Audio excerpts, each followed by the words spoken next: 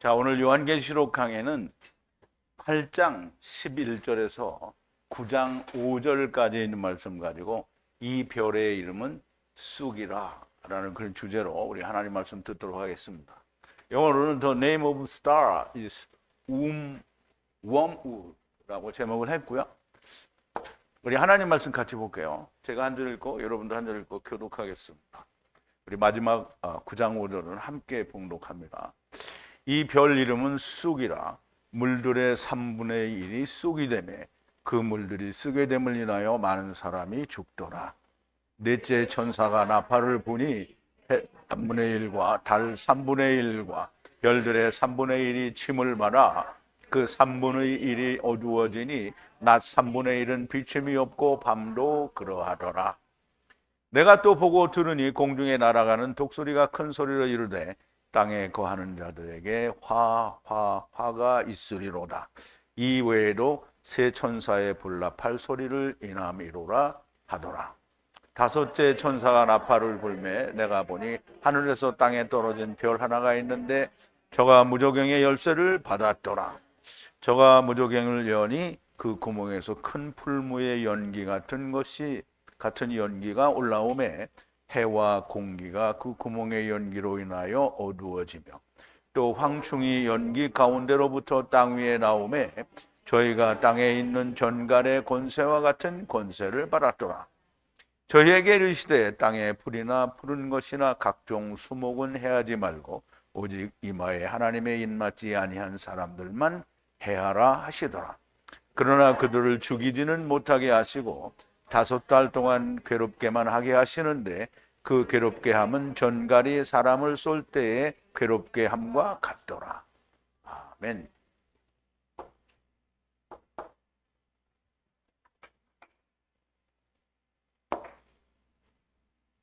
우리 잠깐 기도하겠습니다. 전지전능하시고 처음 세상을 하나님께서 발화하시기로 작정하셨을 때부터 하나님께서는 세상의 처음과 끝을 이미 보셨습니다. 하나님께서 그렇게 되도록 정하신 것이 아니라 하나님께서 보시니 그렇게 되어갈 것을 보시고 그때마다 너무 심하게 가는 것을 하나님께서 간섭하신 것이 하나님의 뜻을 이루는 것이요 그 끝을 마치시는 것임을 우리가 생각하고 또 그 말씀을 우리가 성경을 통하여 깨닫고 하나님께 감사와 찬송과 영광을 돌립니다.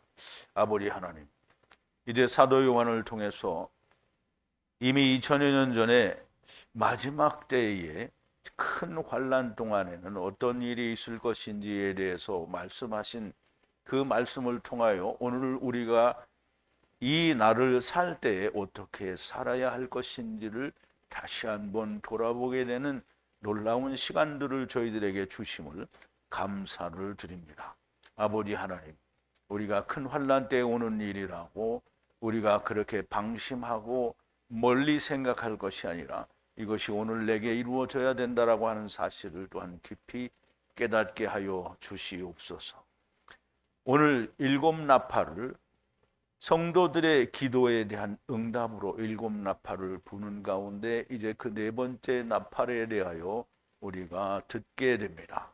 아버지 하나님, 성령님께서 감동하신 말씀을 성령님의 가르쳐 주심에 의해서 저희들이 하나님의 말씀을 듣고 있사오니 성령님께서 저희들에게 함께 하셔서 그 말씀이 전하는 자나 듣는 자가 다 하나가 될 수 있도록 하나님께서 인도하여 주시옵소서. 예수님의 이름으로 기도하옵나이다. 아멘. 자, 이제 이 별의 이름은 쑥이라. 우리 지난 시간에 이 별의 이름에 대해서 얘기를 했는데요. 별에 대해서 얘기했는데 별은 이 큰 별은 이제 달이라고 했죠. 달인데요. 이 별의 이름이 쑥이래요. 쑥은 우리가 먹는 쑥이 아니고요. 우리가 먹는 쑥은 향기도 좋고 삼겹살에 싸먹기 너무 좋아요. 그런데 여기는 먹으면 써요. 아주 써. 우리 이 말씀을 우리가 하기 전에 지난 시간에 나눴던 말씀을 좀 되새김을 해볼게요. 자, 일곱째 인을 떼실 때요. 일곱째 인은 누가 떼죠? 어린 양이 떼죠. 반때 같은 동안 하늘이 고요하더니 반때는 환란의 이제 반때를 좀 잘 이해를 해야 되는데요. 반때 환란의 반때를 말씀하는 건데요. 내가 하나님 앞에 서 있는 일곱 천사를 보니 일곱 나팔을 받았더라 그랬죠. 나팔 소리는 하나님의 임재와 희년 그때에 부는 나팔 소리를 말하는데요. 그리고 다른 천사가 와서 금으로 만든 향로를 가지고 제단 위에 서서 모든 성도의 기도와 같은 그 많은 향기를 받아서 보좌 앞에 금으로 만든 제단에 서 있는 건데요. 거기에 서서 그 금 향로를 이제 금을 다 받아서 이제 하나님께 올려드리려고 하는 건데요. 근데 이제 우리가 벌써 기도는 우리는 다 기도를 자기가 생각한 대로 뭐 지금은 여러분들 그렇게 생각하지 않지만 다 옛날에는 자기가 기도를 다 자기가 원하는 걸 해달라고 하는 게 기도잖아요. 자기가 원하는 것, 그 욕심을 채우려는 기도는 결코 하나님의 그 금향로에 담겨지는 기도가 못 됩니다. 성도들의 기도 그 향기의 연기가 하나님 앞으로 천사의 손으로부터 올라가는지라. 그럼 이제 제단 앞에 섰는데 그 기도가 상달되는 거죠. 그리고 그 천사가 그 향로를 취하여 기도가 올라갔어요. 그랬더니 그 기도의 향로를 취해서 그 제단에 금제단에 불로 그것을 채워. 그럼 이제 그 기도에 하나님의 불, 성령의 불을 채우는 거예요. 그래서 땅으로 던져요. 땅으로 던지니까 천둥 소리가 나고 그리고 번개가 치고 그리고 지진이 나야 되는 겁니다. 이게 천둥 소리도 안 나고 번개도 안 치고 지진도 안 나면 다 꽝인 거예요. 하나님의 말씀이 들려서 내가 이거 생명을 얻었다 이렇게 하려면 천둥 소리가 나야 돼요. 그리고 번개도 쳐야 되고 땅이 흔들려야 됩니다. 그런데 이런 일들이 전혀 일어나지 않는다고 하면 그러면 그 사람은 일로 들어갔다가 일로 나가는 거고요. 참 그 말씀이 일리가 있네요. 그런데 이렇게 하는 사람은 똑같은 거예요. 그리고 그 일곱 나팔을 가진 그 일곱 천사가 자기 스스로 나팔 불 준비를 하고 이제 나팔을 불게 되죠. 그래서 그 첫 번째가 나팔을 소리를 내니 피 안에 불과 우박이 섞여 하여하여 땅에 던지니 세 번째 땅이 다 타버리고 그리고 세 번째 나무가 타버리고 모든 녹색의 풀이 타버리더라 그랬는데요. 첫 번째 나팔 소리를 내니까 나팔 소리는 하느님이 그 나타나시는 때를 말하는 거예요. 그런데 이 피 안에 피는 뭐라 그랬죠? 예수 그리스도의 피 그리고 그 피 안에 불과 우박이 섞여 있어요. 그러면 이제 우박은 왜 우박이냐면 지금 환란 때까지 왔는데 이 사람들이 말씀이 안 풀어졌어요. 그러니까 기도를 받아서 던지니까 피와 불과 우박이라는 말이에요. 불이 우박에 섞이면 어떻게 우박이 확 녹아버리죠. 그럼 언 말씀이 녹아버렸어요. 그러면 예수 그리스도의 피가 밝히 드러나게 되죠. 그래서 땅에 던지니 세 번째 땅이 타버리는 거예요. 이게 세 번째 땅은 메시아 왕국이 세 번째 땅이에요. 그러면 이제 두 번째 땅은 어디 처음 하늘과 처음 땅이 두 번째 땅이에요. 두 번째 땅. 그러니까 처음은 그 율법 시대를 말하고요. 그리고 두 번째는 이제 나중을 말하는데요. 세 번째가 이제 성경이 말하는 세 번째 나라는 이제 역시 둘째 하늘이 되죠. 그게. 그러면 이제 우선 셋째가 시작이 되니까 둘째는 끝나간다라는 얘기를 하는 거예요. 그래서 처음과 나중이 끝나가고 셋째 메시아 왕국이 시작되는데 그때는 이제 둘째 하늘이라고 성경이 말은 하지 않지만 우리가 새 하늘과 새 땅이라고 말을 하니까 두 번째가 되고요. 그리고 두 번째는 성경에서 특별히 지정해 주지 않지만 세 번째 하늘의 그늘이 그림자가 되는 거잖아요. 그래서 거기를 우리가 굳이 정한다고 하면 두 번째라고 얘기할 수가 있는 거죠. 그래서 세 번째가 되는 거예요. 그래서 세 번째 땅이 그럼 메시아 왕국에 들어가기 전에 그 이제 반때라고 하는 메시아 왕국에 있을 일의 그림자가 큰 환란이라고 했잖아요. 그러면 그 반때쯤 되었을 때 반때에 나팔 소리가 나서 그 이제 하나님의 말씀이 열리고 세 번째 땅이 타버리는데 이건 우리가 생각하는 것처럼 불이 확 나가지고 싹 타버려서 그냥 잿더미만 남았다 이런 게 아니고요. 성령의 불에 태워지는 거예요. 그럼 여러분들은 성령의 불에 태워졌어요? 아니면 세상 불에 태워졌어요? 성령의 불에 태워졌어요. 그러면 사람이 죽어요, 안 죽어요?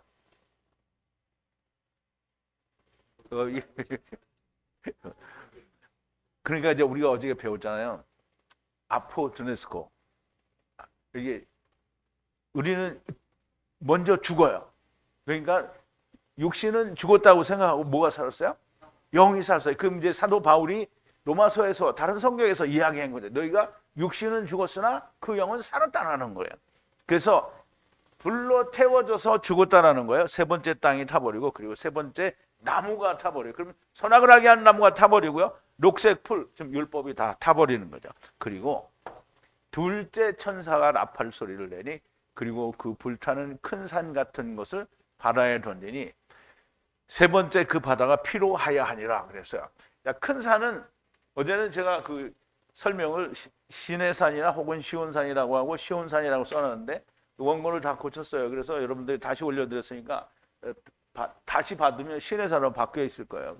시내산에 불이 타야 되니까 시온산에 불을 탈 수는 없고요. 시내산이 불을 타면 무슨 산이 돼요? 시온산이 되죠. 이것을 어디에? 바다에 던지니 세 번째 바다. 그럼 바다가 무슨 첫 번째, 두 번째, 세 번째가 있어요? 때가 세 번째라는 걸 말하는 거예요. 바다가 피로 하야하니라 그랬어요. 바다가 피로 하야한다. 그럼 율법이 어떻게 피로 하야한다라는 거예요. 예수 그리스도의 피로 하야하니까 예수 그리스도의 피로 나타나게 되고, 그리고 세 번째 바다 안에 있는 그 네피시들을 가진 피조물들이 죽고, 그럼 여기서도 이 죽고가 아포드네스코예요. 그래서 예수 그리스도의 피로 함께 죽게 된다는 거고요. 미리 죽는 것을 말하는 거예요. 세 번째 배들은 멸망되니라. 배는 예수님이 거기 타고 있으면 방주가 되죠. 그럼 이제 우리가 그 오병이어의 기적을 통해서 예수님이 유대인들이 예수님을 잡아서 강제로 임금을 삼으려고 하니까 산으로 피신하시고 제자들은 배를 타고 갔단 말이에요. 그래서 예수님이 없으니까 그 배가 무슨 배예요? 그냥 율법의 배예요. 그런데 주님이 바다 위를 걸어서 배로 오셔서 배를 타요. 그러면 그게 방주가 되는 거예요. 예수님이 배에 타셔서 이제 이 복음을 말씀하실 때에도 배를 타고 바다에서, 그러니까 육지에서 멀리 떨어뜨려서 얘기를 하시는 거예요. 그러면 바다의 배 위에 예수님이 있잖아요. 그럼 그게 곧 방주인 걸 얘기를 하는 거죠. 근데 예수님이 없으면 그냥 율법의 배예요. 그러니까 그 율법의 배는 어떻게 돼야 된다고요? 다 멸망돼야 되는 거예요. 아주 없어져 버려야 되는 거. 그리고 세 번째 천사가 나팔 소리를 내니 하늘로부터 횃불이 타는 큰 별이 떨어져서 세 번째 그 강과 샘의 그 물 위에 떨어져 그 모든 강들과 샘들과 물들이 쓰게 되더라. 그래서 이제 지금 큰 별이 떨어졌어요. 그 큰 별이 누군지 이제 우리가 알아야 되겠죠. 자, 오늘 본문 11절인데요. 그리고 그 별의 이름은 그 쑥이라 말하고, 그 세 번째 그 물들이 쑥과 연합되게 되고, 그리고 많은 사람들이 쓴 것 때문에 그 물로부터 죽으니라 그랬어요.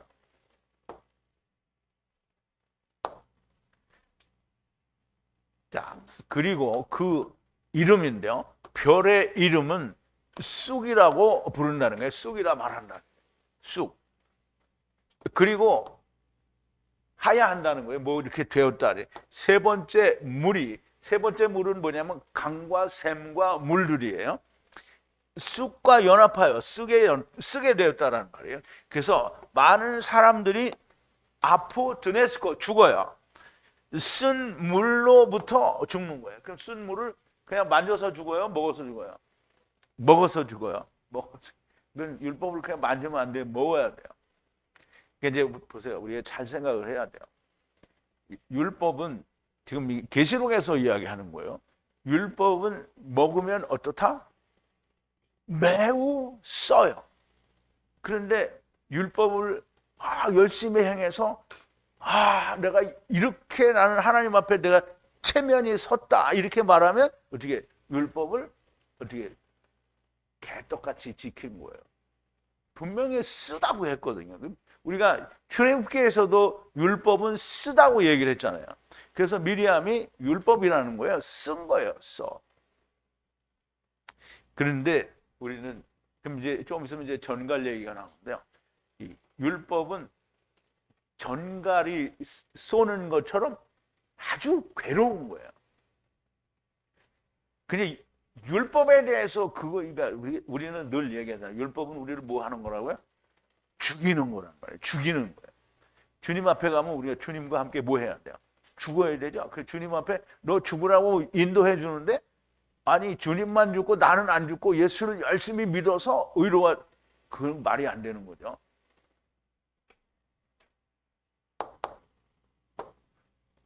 자, 물이 처음에 세상의 물이 어둠과 함께 큰 이 세상만한 물이 있었어요. 근데 하나님이 그 물 가운데 뭘 만들었어요? 궁창을 만들었어요. 궁창이 뭐죠? 이 하늘이에요. 우리가 보는 눈으로 보는 하늘이에요. 궁창을 만드셔서 물이 궁창 위에도 있고 아래도 있게 했어요. 그러면 물이 서로 통하지 않냐? 통하죠. 그런데 남극에는 전부 어떻게 해요? 얼음이 있어요. 그래서 물이 못 통하죠. 그런데 하늘에서 물이 쏟아져요. 그리고 밑에서 물이 솟아나요. 그러면 어떻게 돼요? 얼음이 안 녹아도 돼요. 그냥 다 물이 쏟아지니까 하나가 되죠. 궁창 위의 물과 아래 물이 하나가 돼요. 그런데 어쨌든 얼은 건 또 녹아야 되겠죠. 그래서 궁창 위의 물이 있고 궁창 아래의 물이 있는데요. 궁창 아래의 물은 율법이에요. 그리고 궁창 위의 물은 생명의 물이 됩니다. 궁창 아래의 물은 율법인데요. 소금물이라고 하기도 하고 쓴물이라고 하기도 합니다. 소금물이라고 할 때에는 생명의 언약이 있기 때문에 소금, 변하지 않는 언약의 물이라고 하는 거고요. 그런데 이 언약이 이루어지기 위해서는 죽어야 됩니다. 그래서 죽어야 하기 때문에 쓴 물이라고 하는 거예요. 저주의 물이라고 하는 겁니다. 자, 쓰다라는 말은 마르에서 유래가 되는데요. 마르는 말씀으로 분리가 돼야 됩니다. 그거 먹고 나서 내가 육신과 분리가 돼야 되는구나. 이걸 깨닫게 되는 걸 말하고요. 그리고 저주 혹은 다른 말로는 또 쓰다라는 의미를 함께 가지고 있는데요. 이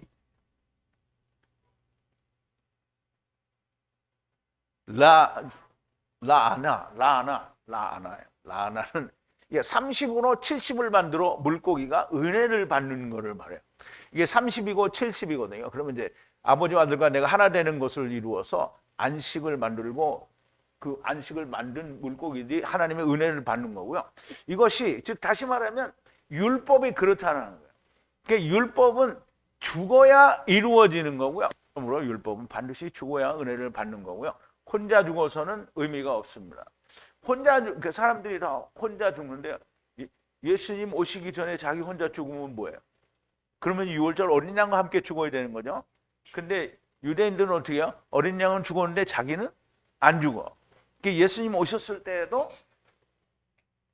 자기 혼자 죽으면 뭐예요? 예수님과 함께 죽으면 사는 거죠. 자기 혼자 죽는 건 어떻게 해요? 자살하는 거잖아요. 자기 혼자 죽는 거. 안 그러면 살다가 예수님은 하고 같이 죽지 않고 자기 혼자 늙어서 죽어요. 그럼 혼자 죽는 거예요. 혼자 죽는 건 어떻게 해요? 삼켜진다라는 거죠. 그래서 반드시 죽어야만 하는데 주님과 멍에를 같이 메고 죽어야 하는 겁니다. 요셉의 꿈에서 해와 달과 별들은 야곱과 요셉의 어머니, 에미죠, 어머니를 말하는데요. 요셉의 어머니는 물리적으로는 누구죠? 라헬이죠, 라헬.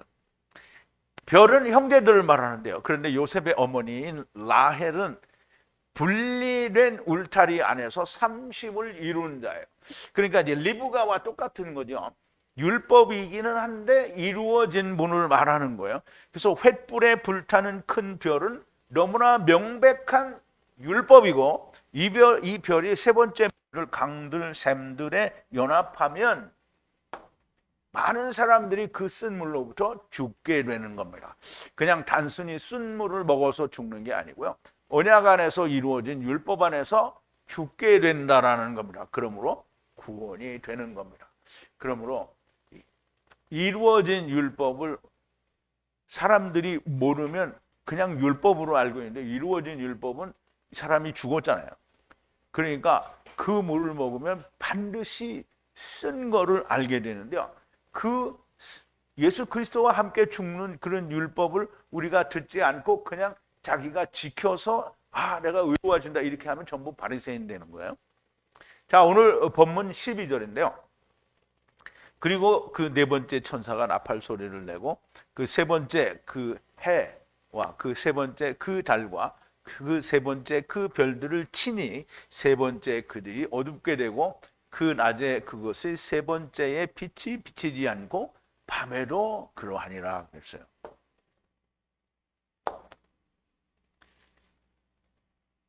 자, 그리고 네 번째의 천사가 나팔 소리를 내니 그리고 쳤어요. 뭘 쳤냐? 세 번째 태양, 해를 쳤고요. 그리고 그 세 번째 그 달을 쳤어요. 그리고 세 번째 그 별들을 쳤어요. 그리고 어두워졌어요. 호셰크가 된 거예요. 세 번째 그 어두움이 되고 그들이 어두워졌다라는 거예요. 그리고 세 번째 그들의 세 번째에 빛이 비치지 않는 거예요. 낮에도 빛이 비치지 않는다는 거예요. 그럼 이제 보세요. 요한복음 1장에 뭐라 했죠? 빛이 어두움에 빛이 돼 어두움이 깨닫지 못하더라. 이게 지금 빛이 비쳤는데 깨닫지 못하는 거예요. 그리고 밤에도 역시 마찬가지예요. 그래서 주님이 뭐라 그랬죠? 내가 있는 동안에는 낮이라 그랬어요. 낮이 있을 때에 빨리 빛으로 오라는 거잖아요. 근데 이제 보세요. 네 번째 천사가 나팔을 부니까 어떻게 했어요?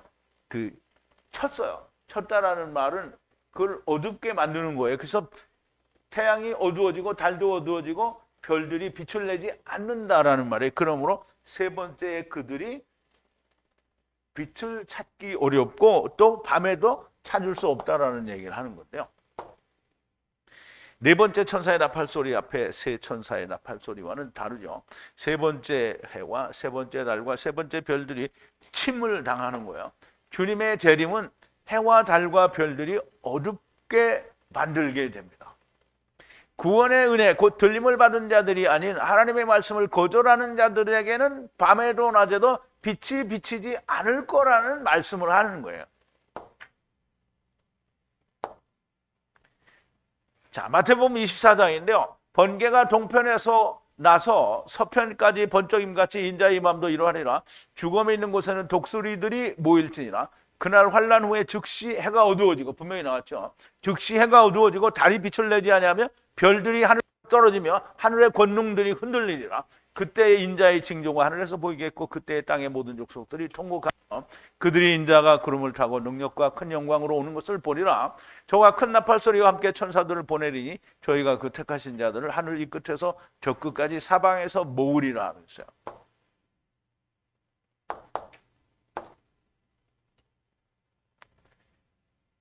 자, 이제 주님이 재림하시게 되면 세상의 상태가 이렇다라는 거예요. 그리고 13절에 그리고 보니 공중 안에 날아가는 한 독수리가 큰 소리로 말하는 것을 들으니 그 땅 위에 거하는 자들에게 화가 있으리라. 세 천사들이 소리 낼 앞으로 이제 소리를 세 천사들이 네 번째 천사가 이제 소리를 냈잖아요. 그럼 나머지 세 천사가 또 소리를 낼 건데요. 그 소리를 낼 그 다른 나팔 소리로부터 화가 있을 거라는 거예요. 자, 그리고 보니까 그리고 또 들었어요. 하나의 독수리가 날아가는데요. 어디 안에서 날아가냐면 공중에서 날아가는 그 독수리가 말하는데 큰 소리로 말하는데 화가 있으리로다 화가 있으리로다 화가 있으리로다. 그 땅 위에 사는 모든 자들에게 땅 위에 사는 자들에게 화가 있으리라는 거야.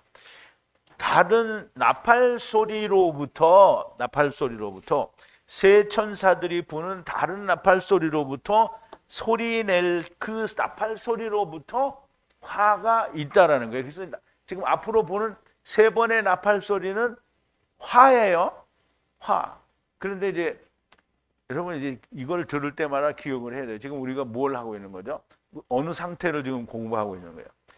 성도들의 기도의 응답을 얘기하는 거잖아요. 그러므로 이 네 번째 이것은 지금 하나님의 말씀이 닫혀져서 너네들이 어두운 상태에 있는데 그 어두운 상태에서도 살 수 있는 길을 주는 게 세 번째. 그게 화예요. 화. 이게 예수님이 서기관들과 바리새인들 이스라엘 사람들에게 뭐라 했죠? 화 있을진저. 그랬다면 이게 똑같이 이게 오와인가 뭐 그렇게 와 이렇게 화 있으라는 거예요. 화가 있으니까 어떻게 하라는 거예요? 빨리 조심하라는 거잖아요. 화가 있으니까 너는 화를 당해라 이놈들아 이렇게 하는 거야? 아니죠. 그러니까 우리가 성경을 잘 이해를 해야 돼요.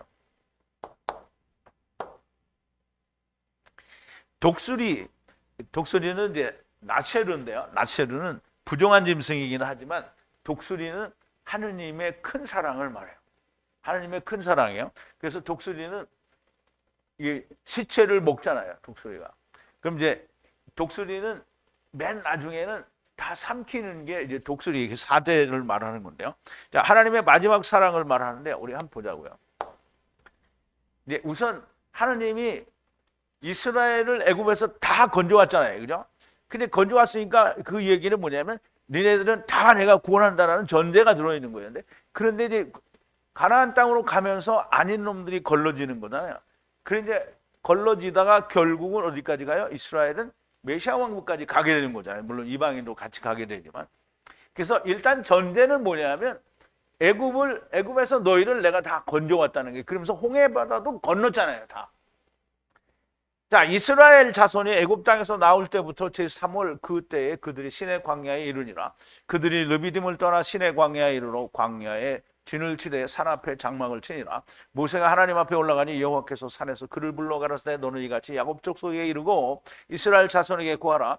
나의 애굽 사람에게 어떻게 행하였음과 내가 어떻게 독수리 날개로 너희를 업어 내게로 인도하였음을 너희가 보았느니라. 그럼 인도한 거예요. 하나님께로 인도한 거는 하나님이 인도하신 걸 봤다는 거죠.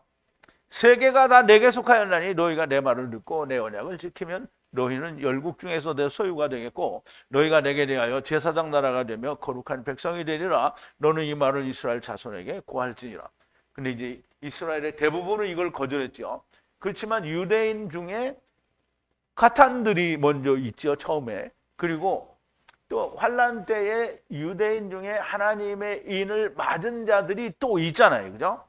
그래서 여러분들 그 유대인이 잘 생각해 봐요. 엘리야가 어떻게 승천했죠? 병거를 타고 승천했어요. 그게 누구냐면 이스라엘의 12지파 중에 인맞은 자들이 다 엘리야처럼 들림을 받는다는 거예요. 그래서 이 인맞은 자들은 다 들림받을 자들이에요. 그리고 종려나무와 또 뭘 가졌죠? 손에? 종려나무와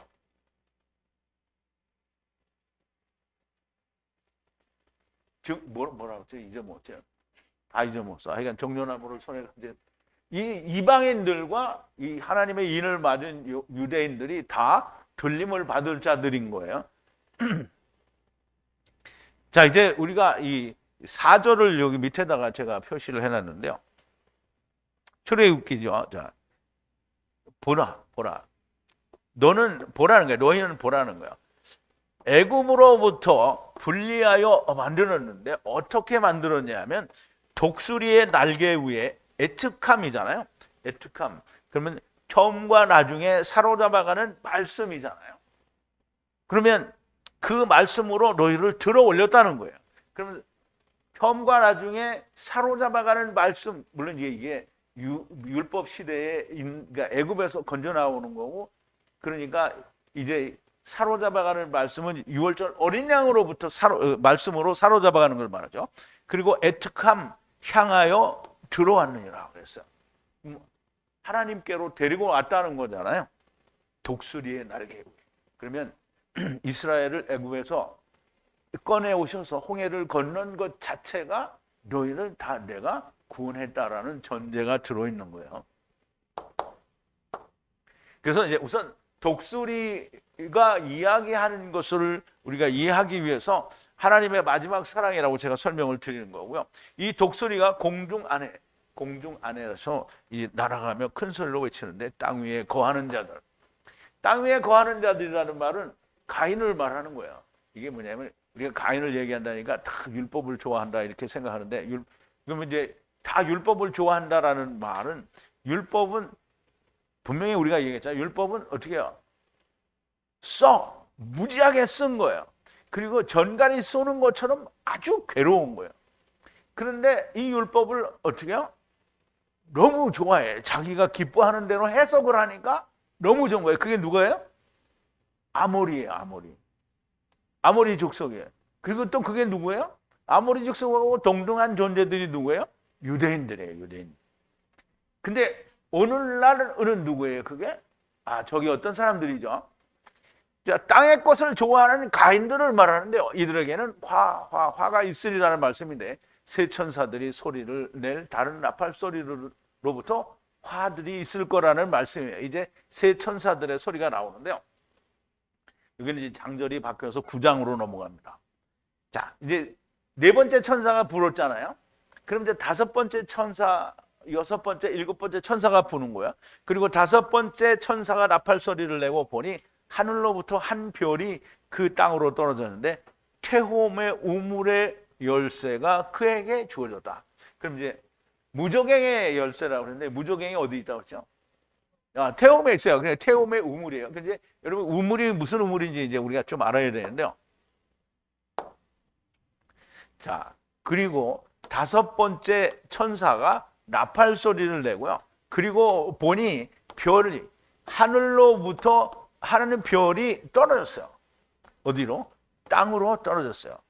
그리고 그에게 주어졌어요. 받았단 말이에요. 주어졌어요. 열쇠를 받았는데요. 구덩이 우물이에요. 우물의 열쇠를 받았는데요. 무저갱의 열쇠를 받았어요. 그 무저갱은 어디 있다고 그러죠? 태홈에 있다고 해서 태홈이에요. 태홈에 있는 우물이에요. 무저갱의 우물이 있다 그러면 좀 그렇잖아요. 그런데 태홈에 우물이 있는 거예요. 이 우물은 무슨 말이에요? 야곱의 우물을 말합니다.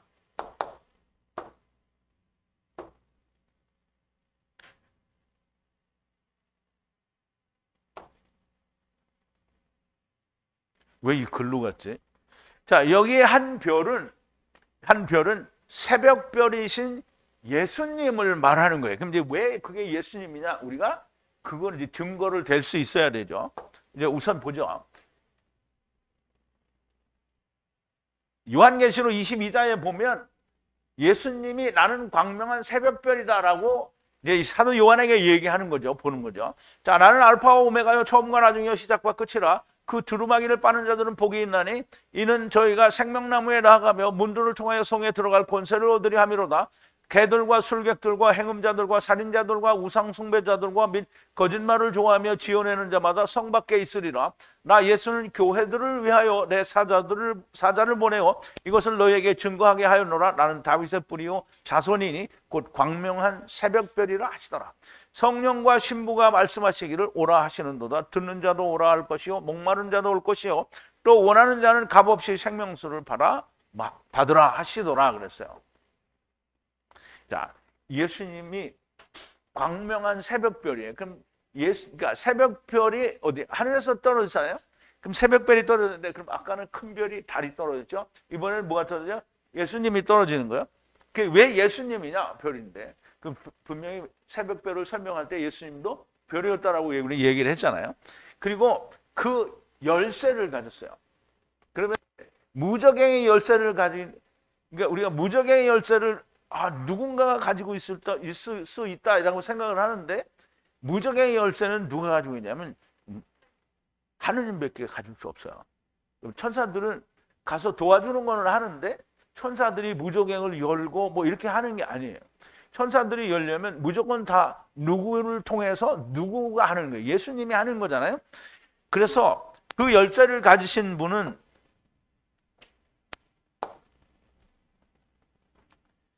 이제 요한계시록 20장 1절인데요. 20장 1절에 보면 그 하늘에서 한 천사가 내려와서 무저갱을 어떻게 해요?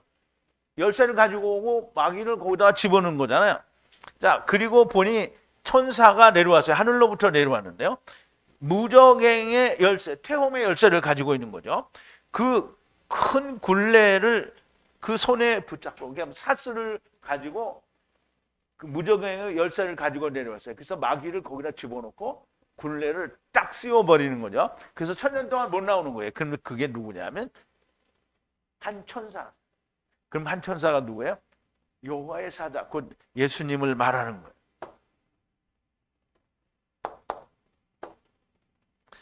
그리고 이 주님뿐이시고 이분이 태홈의 우물을 여십니다. 근데 태홈의 우물을 여는데요. 요한복음 4장에 보면 예수님이 그 사마리아를 지나가실 때 수가성 사마리아 여인을 만나잖아요. 그때 거기 어디에를 가냐면 야곱의 우물가를 가게 되는데요. 이 야곱의 우물이 태홈의 우물입니다. 그러므로 사마리아 혹은 이방인들 혹은 이스라엘의 남은 자들, 그러니까 사마리아는 사실 북이스라엘을 이야기하거든요. 그럼 이스라엘의 남은 자들은 야곱의 우물물을 먹게 된다라는 뜻을 가지고 있는 거예요. 자, 여기 보세요. 4장 10절인데요. 예수께서 대답하여 가라사대 네가 만일 하나님의 선물과 또 내게 물 좀 달라 하는 이가 누구인 줄 알았다면 네가 그에게 구하였을 것이요 그가 생수를 내게 주었으리라. 여자가 가로되 주여 물길을 그릇도 없고 이 물은 깊은데 어디서 생수를 얻겠사옵나이까. 우리 조상 야곱이 이 물을 우리에게 주었고 또 여기서 자기와 자기 아들들과 짐승이 다 먹었으니 당신이 야곱보다 더 크니까. 예수께서 대답하여 가라사대 이 물을 먹는 자마다 다시 목마르려니와 내가 주는 물을 먹는 자는 영원히 목마르지 아니하리니 나의 주는 물은 그 속에서 영생하도록 솟아나는 샘물이 되리라 하셨어요. 그럼 이제 야곱의 우물에서 예수님이 생명의 물을 줘야 될 거 아니에요. 그럼 야곱의 우물에서 뭐가 나와요? 생명을 줄 수 있는 게 나와요. 그게 뭐냐면 메뚜기예요.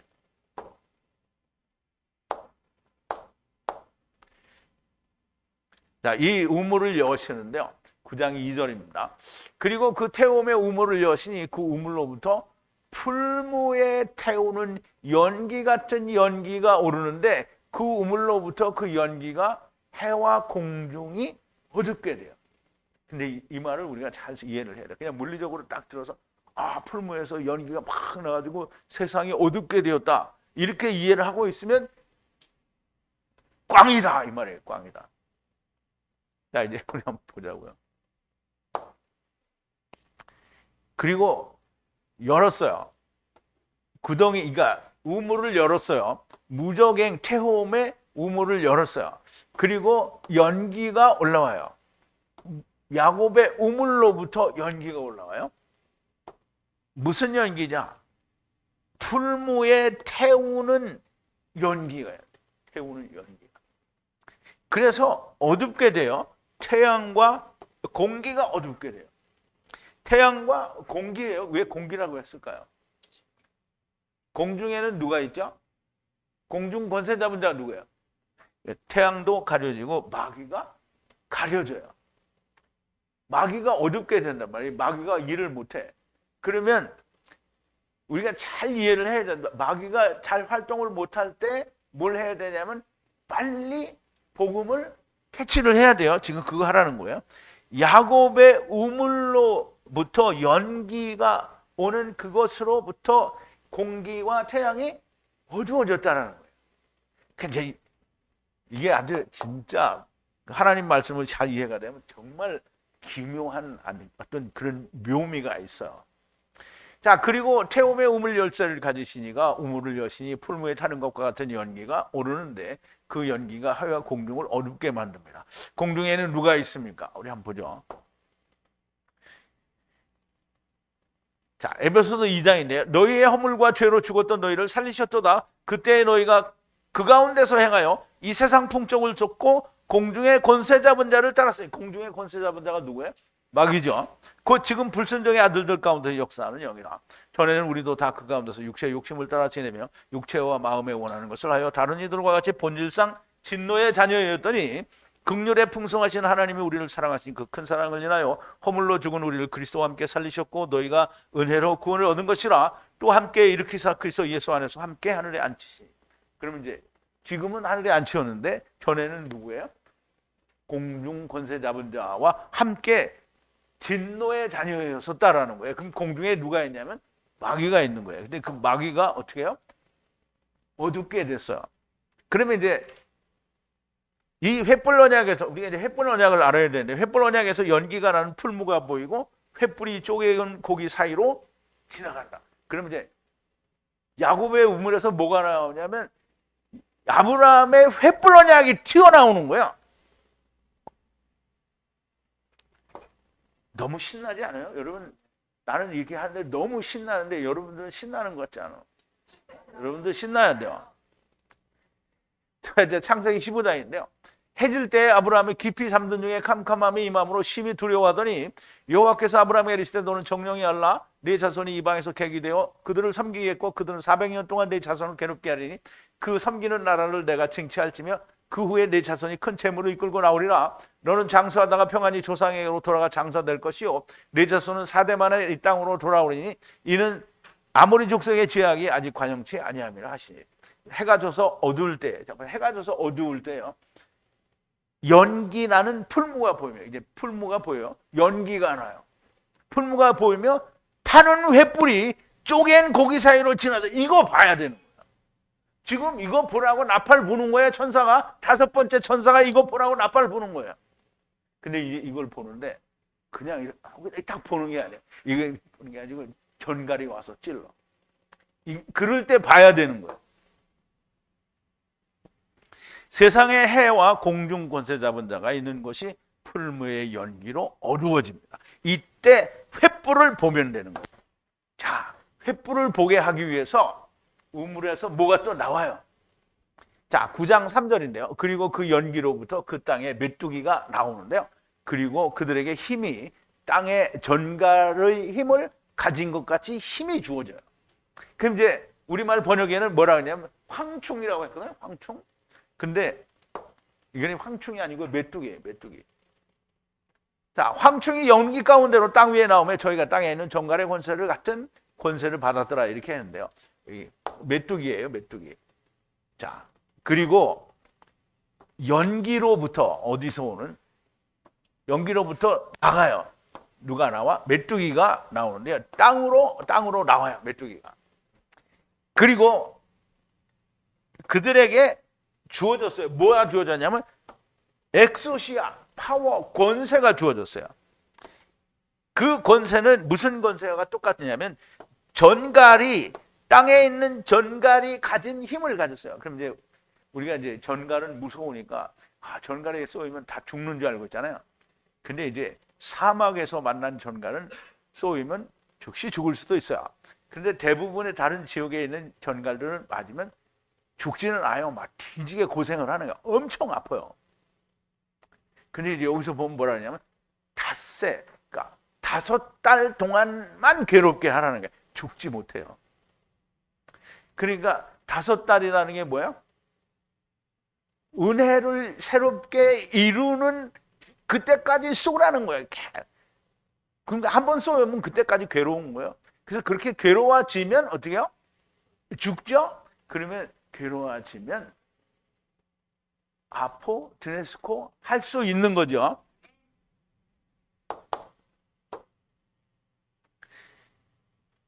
자, 이제 메뚜기는 아르베인데요. 아르베하고 그리고 이게 하가그예요. 하가부인데 이게 둘 다 사람을 말해요. 그런데 이 메뚜기에 힘을 주는데 땅에 있는 전갈의 힘을 가진 것 같은 힘, 엑소시아를 준다는 거예요. 자, 전갈은 그 침을 맞으면 죽는 건데요. 물론 다 죽는 건 아니고요. 이 전갈로 징계를 할 거예요. 그래서 이 전갈로 징계를 한다라는 걸 이미 선포가 됐어요. 자, 열왕기상 12장인데요.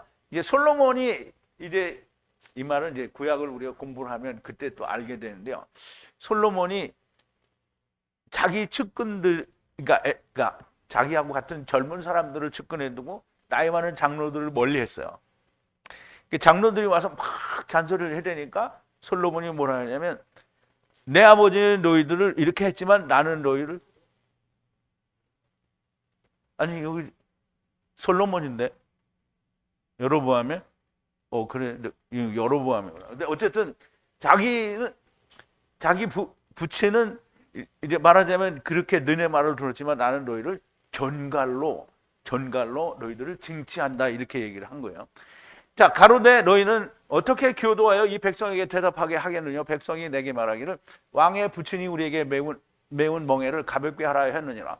함께 자란 소년들이 왕께 구하여 가로되 이 백성들이 왕께 구하기를 왕의 부친이 우리의 멍에를 묻게 하였으나 왕은 우리를 위하여 가볍게 하라 하였은즉 왕은 대답하기를 나의 새끼손가락이 내 부친의 허리보다 굵으니 내 부친이 너희로 무거운 멍에를 매게 하였으나 이제 나는 너희 멍에를 더욱 무겁게 할지라. 내 부친은 채찍으로 너희를 징치하였으나 나는 전갈로 너희를 징치하리라. 3일 만에 여로보암 모든 백성이 르호보암에게 나왔으니 이는 왕의 명하여 이르기를 3일 만에 내게 다시 오라 하였습니다.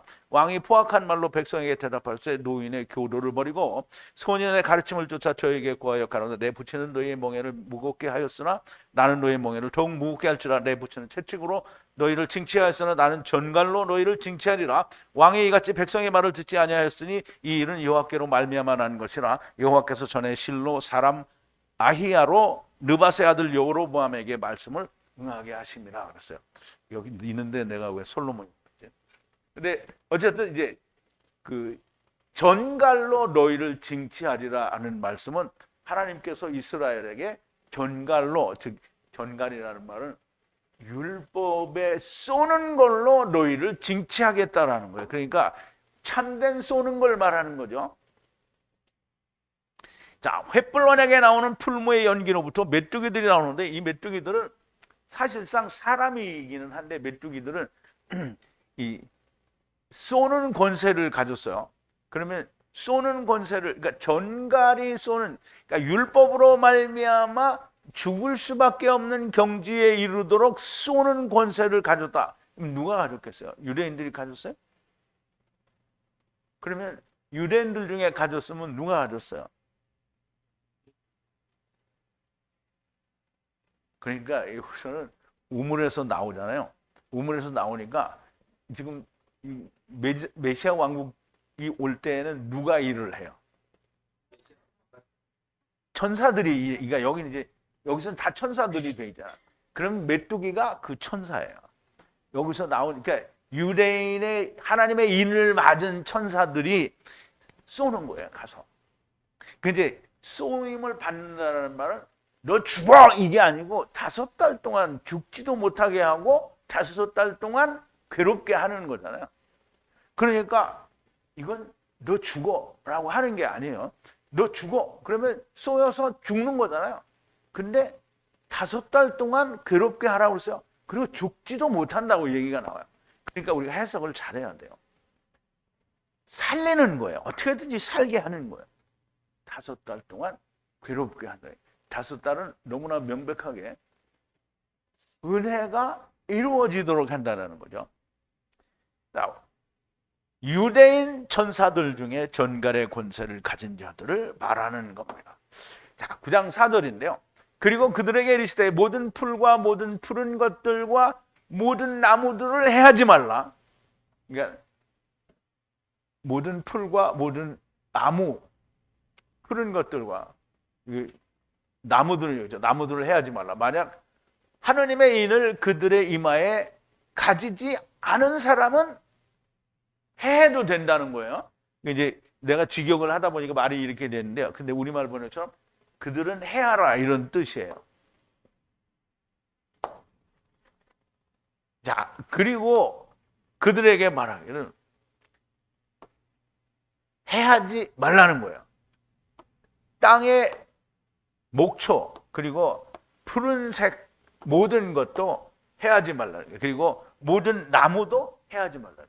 그럼 이제 목초를 뭐 이제 풀이죠. 그리고 녹색도 역시 풀이고요. 그리고 나무는 이제 또 역시 선악을 알게 하는 나무 율법을 말하는 건데 이거는 해하지 말라는 거예요. 왜냐하면 깨달아야 되니까.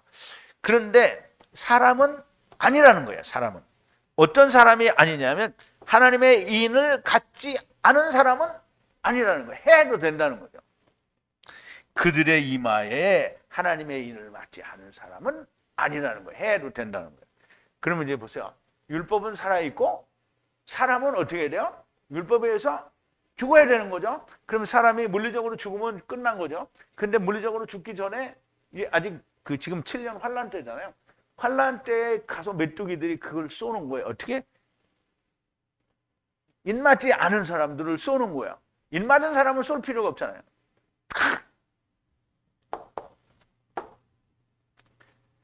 땅의 풀과 푸른 것과 나무들을 해하지 말라. 전갈의 권세로 쏘지 말라는 거고요. 그리고 그 이마에 살아계신 하나님의 인을 가지지 않은 자는 아니라는 거예요. 해하라는 거지요. 곧 해하라는 것이고요. 전갈의 권세를 쏘라는 거예요. 전갈의 권세로.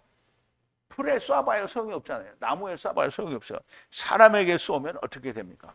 세상에서 전갈에 물리거나 쏘이면 죽지는 않아요. 물론 쏘이자마자 바로 죽는 전갈도 있어요. 특히 사막에서는 그런데. 그럼 우리가 뱀도 그렇잖아요. 물리면 즉시 죽는 막 맹독의 독사들이 있잖아요. 그런데 그냥 일반 뱀에게 물리면 안 죽어요. 이게 전갈에도 보통 이 전갈은 죽지 않는 걸 얘기를 하는 건데요. 그러면 쏘이면 퉁퉁 붓고요. 아파요. 오랫동안 아파요. 그러니까 어떻게 해요? 빨리 치료를 해야 되겠죠. 자, 이제 마지막 절 9장 5절인데요. 그리고 그들을 죽이지는 못하게 하시고, 죽이지는 못하게 해요. 그리고 그와 같이 5달 동안 고통을 주게 하시는데 그들의 고통은 전갈이 사람을 쏘는 고통과 같은 것이라 그랬어요. 자, 그리고 그들에게 주라는 거예요. 죽이지 않는 것을 주라는 거예요. 그들에게 죽이지 않는 것을 주고요. 그리고 죽이지 않으니까 뭐가 있어요? 고통만 있어요. 고통만 있는데 얼마 동안? 5달 동안. 5달 동안 고통이 있으라는 거예요. 그들의 고통은 무엇과 같으냐면 전갈이 사람을 쏘는 것 같은 그런 고통인 거예요. 그러니까 이제 독이 있는 뱀에게 물려도 죽지는 않은데 그 독 때문에 막 퍼져가지고 다리가 퉁퉁 붓고 막 그러면 이제 그 사람은 어떻게 놔두면 다리도 잘라야 되고 그러니까 어떻게 해요? 빨리 병원에 가서 치료해야 되잖아요. 이 전갈이 똑같은 거예요. 빨리 5달이라니까 아유 그러면 전갈에 쓰였으니까 5달 동안 기다리라는 거예요. 빨리 새롭게 되라는 은혜를 받아서 새롭게 되라는 거죠. 그냥 또 나 5달 동안 기다릴 거야 이렇게 하는 사람이 있으면 참 바보 같은 사람이 5달 동안 기다리셔. 자, 그 메뚜기들에게 하나님의 인을 맞지 않은 자들을 죽이지는 못하게 하시고 그와 같은 고통을 5달 동안 고통받게 하신다는 건데요. 은혜로 새롭게 되는 달까지 고통스럽게 하신다라는 겁니다. 그 고통은 사람이 전갈에 쏘인 것과 같은 고통이라는 거고요. 대부분의 사람들은 율법을 지켜 의롭게 되어 하나님 앞에 면을 세우려고 하는데요. 그러므로 율법을 잘 지킨 것을 매우 기뻐하고 자랑스럽게 생각합니다. 그런데 이제 보세요. 오늘 계시록에서 너무나 명백하게 율법은 쓰고 그리고 괴로운 거라고 지금 율법에 쏘이면 괴로운 거예요. 그러니까 율법에 쏘이지를 않으니까 율법을 그냥 맛있게 처먹으니까 어떻게 자기는 배만 띵띵하게 불러가지고 자랑스럽고 배를 땅땅 치면서 나는 이렇게 하나님 앞에 의롭다고. 그게 누구예요? 바리새인의 기도에 나오죠. 근데 너무 명백하게 율법은 우리를 괴롭게 하는 쓴물이에요. 쓰다라는 말은 죽어야 된다는 말이고요. 그리고 소금물이라는 말은 언약이 있기 때문에 그럼 그 언약이 있는데 언약은 하나님이 우리를 구원하신다라는 언약이잖아요. 그러니까 하나님이 오셔서 어떻게 구원한다는 거예요? 내가 가서 너희를 위하여 죽을 테니 너도 죽어라 이거거든요. 그런데 주님만 죽고 자기는 안 죽어. 돼지기가 그렇게 싫은 거예요. 그러면 돼지기 싫으면 어떻게 해요? 영이 죽는 거예요. 어디로 가죠? 음부로 가겠죠. 은혜를 받아 새롭게 될 때까지 고통스럽고 괴로운 것이고요. 하나님께서 무슨 말씀을 하시는지 바르게 알아야 됩니다. 자기가 기뻐하는 대로 자기의 마음에 맞는 대로 믿는 것에는 구원이 없습니다. 이 별의 이름은 쑥이라고 했습니다. 율법이라는 말인데요. 요셉의 어머니 라헬이고요. 그는 율법이 이루어지신 분이고요. 그분이 이루신 율법은 매우 쓴 물이에요. 그분이 세 번째 강들과 샘들과 물들을 쓰게 만드시고요.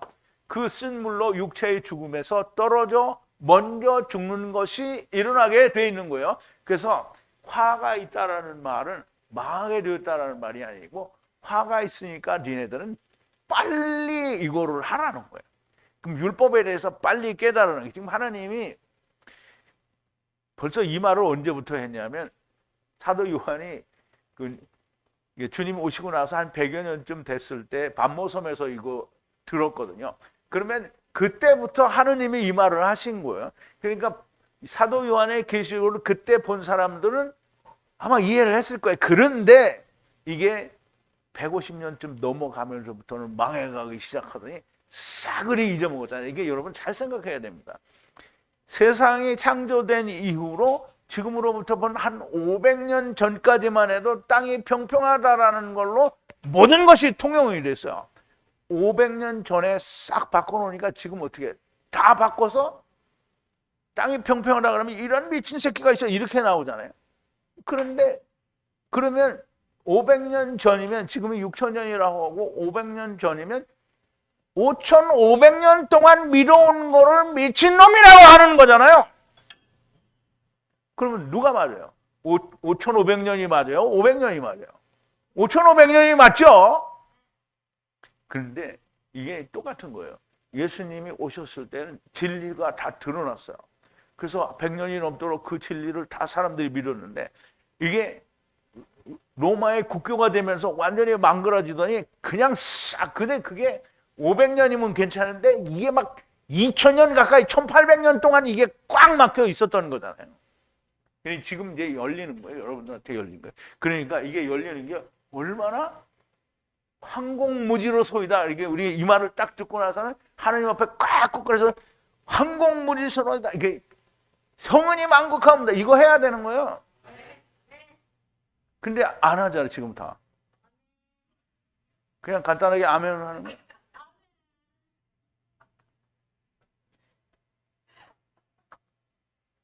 저 밑에서 저렇게 난리를 치죠.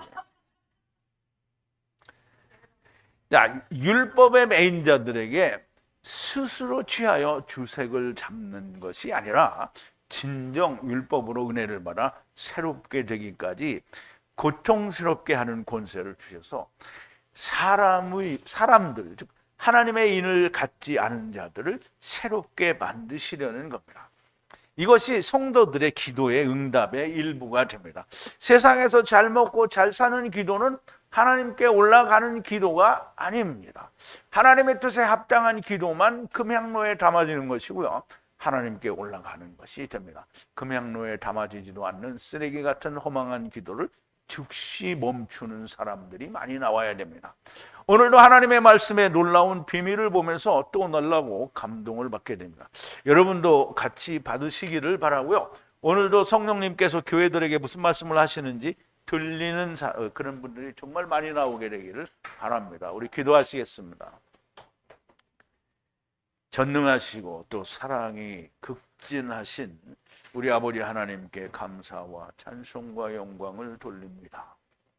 아버지 하나님께서 요한계시록을 통하여 이미 하나님께서는 2000여 년 전에 이 모든 말씀을 선포하셨음에도 불구하고 우리는 너무나 오랜 세월 동안에 이 말씀에 대하여 무지한 자들이었사오니 오늘 우리가 하나님의 은혜로 말미암아 요한계시록에서 구원 얻을 자들의 모습에 대하여 우리가 배우고 또 듣습니다. 아버지 하나님, 우리는 지금 이 말씀이 들리는 모든 사람들이 이미 2000년 전에 선포된 이 말씀이니 우리가 이제 앞으로 올 메시아 왕국 전에 있는 7년 환란을 기다리는 자들이 아니라 오늘 이 시간 내가 전갈에 쏘이는 자요 쓴물을 먹는 자요, 그래서 성도들의 기도의 응답인 그 나팔 소리가 내게 이루어지는 자들이 되게 하여 주시옵소서.